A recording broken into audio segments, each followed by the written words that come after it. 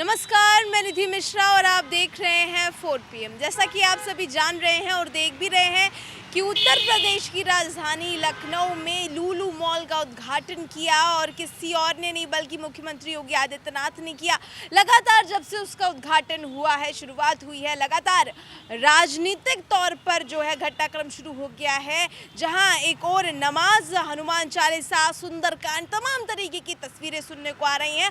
और जब ये विवाद बढ़ गया, जब मतलब लंबा होने लगा, लगातार आए दिन कोई ना कोई नमाज पढ़ने लगा, कोई सुंदरकांड का पाठ करने लगा, लगातार जो है तस्वीरें देखने को मिल रही थी। लेकिन जब ज़्यादा हुआ तो सीएम ने अपनी चुप्पी तोड़ी, योगी आदित्यनाथ ने अपनी चुप्पी तोड़ी और चुप्पी तोड़ने के बाद उन्होंने कहा कि भाई देखिए, इस पूरे मॉल को राजनीतिक घटनाक्रम में परोसने की ज़रूरत नहीं है।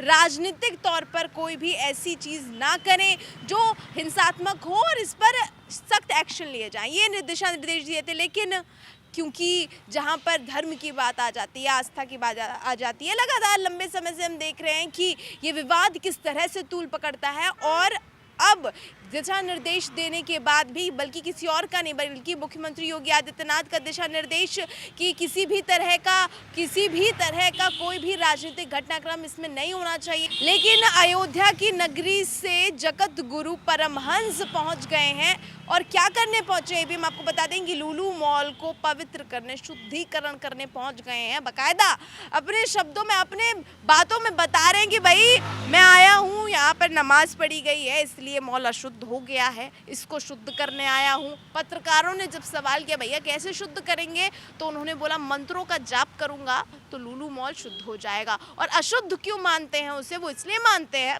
क्योंकि वहाँ पर नमाज पढ़ी जा चुकी है। ऐसे में जो क्योंकि मुख्यमंत्री योगी आदित्यनाथ पहले कह चुके हैं कि किसी भी तरह का अगर समीकरण देखें तो इस पर सख्त से सख्त एक्शन लिए जाएं, उसी का पालन करते हुए जब वो वहां पर पहुंचे तो पुलिस हिरासत में ले लिया। लेकिन मीडिया से बातचीत करते हुए किस तरह से क्या कुछ कहा है, क्या करने आए थे, क्या मंशा थी, वो सब बताया, सुनवाते आप। अयोध्या से आए परमहंस बाबा हमारे साथ मौजूद है। कुछ ये लोग जो है इसको जिहाद का केंद्र बनाए, यहाँ ये लोग आतंकवादी गतिविधि चलाना चाहते हैं, वही हम देखने आए। देखिए किस समय बदतमीजी पेश आ रहे हैं। आप क्या करने आए थे? अरे हम आए थे यहाँ शुद्धिकरण के लिए, लुलु मॉल में शुद्धिकरण के लिए। मैं अकेले आया हूँ। कैसे करेंगे? लेकिन अरे मैं आऊँगा, मंत्र पढ़ूंगा, शुद्ध हो जाएगा। शुद्धिकरण क्यों करना चाहते हैं मॉल का? क्योंकि अवैध रूप से यहाँ नमाज पढ़ी गई है, अवैध रूप से नमाज पढ़ी आप यहाँ पे शुद्धिकरण करने के लिए आए हुए थे। बिल्कुल। कैसे करने वाले थे? गंगा जल छिड़कने वाले थे? किस तरीके से शुद्धिकरण करने वाले थे आप? मंत्र से जैसे ही लाइट पे आएगा ना जंप करने लगेगा ये। ओम नमो हनुमते रुद्रावताराय सब करने लगता है। सर्वसंतु शरणाय ध्वज का बोलो पहले मांग लीजिएगा, नहीं तो कर देंगे, हमको पता नहीं चलेगा।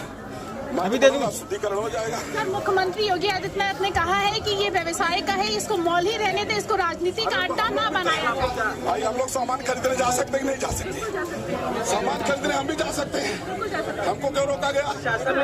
मैं तो आज कुछ लेके नहीं आया हूँ, न कोई भीड़ लेके आया हूँ, मैं अकेले आया हूँ, हमको क्यों रोक दिया गया? तो कैसे शांत होगा ये मामला? अब शांत क्या, ये लोग यहाँ जिहाद कराएंगे, ये लोग जिहाद के लिए बनाए। अब भाई पता नहीं क्यों करा रहे। गिरफ्तारी भी हुई है, 4 लोगों की गिरफ्तारी हुई है। तुम दूर खड़े हो जाओ, मैं लुलु मॉल में नहीं, तुम दूर खड़े हो जाओ। आज गिरफ्तारी भी हुई है 4 लोगों की। अरे मैं तो, हमको तो गेट पर से हटा दिया। यहाँ पर गिरफ्तारी भी हुई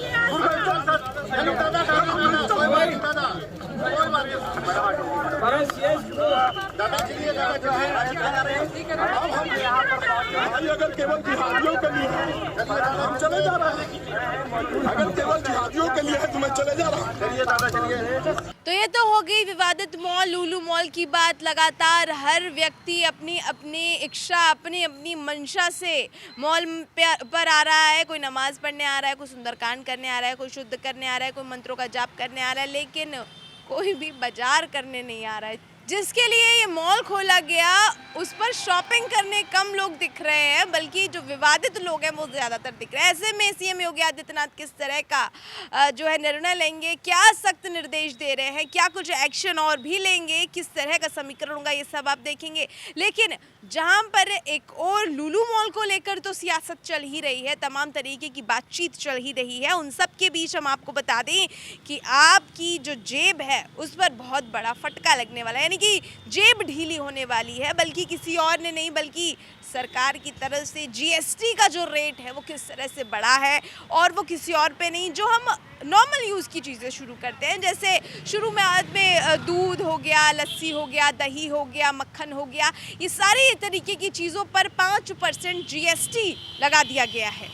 तो जीएसटी किस तरह से लगाया है ये भी हम आपको बता दें कि जो पैकेट वाली चीज़ें, यानी कि जो पैक्ड चीज़ें आप लेते हैं, जिस तरह से दही लेते हैं और भी तमाम सी चीज़ें हैं, उन सब पर 5% जीएसटी, यानी कि जो पैक्ड वाली चीज़ें हैं उस पर जीएसटी। उसके साथ साथ जो घरेलू चीज़ें हैं, जैसे अरहर की दाल हो गई, मूंग की दाल हो गई, उड़द की दाल हो गई, छोटे चने, बड़े चने, ये सब आपको अब महंगे मिलने वाले हैं। मतलब खाने की चीज़ों पर जिस तरह से महंगाई बढ़ रही है, क्योंकि तमाम तरीके की चीज़ों पर महंगाई तो बढ़ी रहती है, उन सब के बीच अब ऐसा समीकरण देखने को मिलेगा कि रोटी पर बटर नहीं बल्कि जीएसटी लगाना पड़ेगा। जी हाँ, जिस तरह से जीएसटी शुरू की गई 5% एक तरह से फटका लगा दिया गया। ऐसे में बड़ी बड़ी ब्रांड्स जो हैं, आप सभी परिचित हैं अमूल ब्रांड्स को लेकर, उन पर भी ये टैक्स योजना चालू होती है। तो जो अमूल का प्रोडक्ट है उसे लेकर नई रेट लिस्ट आ गई है, और रेट लिस्ट किस तरह से ये भी हम आपको दिखा दें कि लस्सी जो